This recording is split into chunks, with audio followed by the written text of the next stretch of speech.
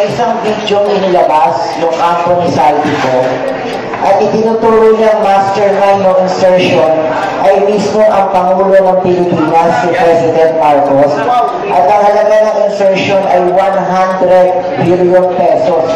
At ito ay pinagpulungan mismo ng kasama si BBM Secretary Pangandaman, Nina, at saka si Speaker Romualdez na mayroon din approval, at the same time si Yusef Bersani. Any comments, sir? May ano ba basta? Bigyan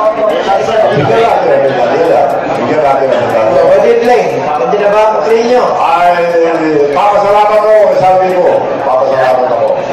Mapapawasan ang kasalanan. Kung sakaling willing siyang bumaba dito, matutulungan niyo yung safety security niya. Tutulong ako dyan.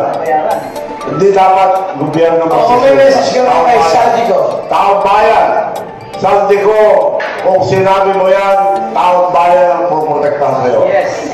Magaling na desisyon yan.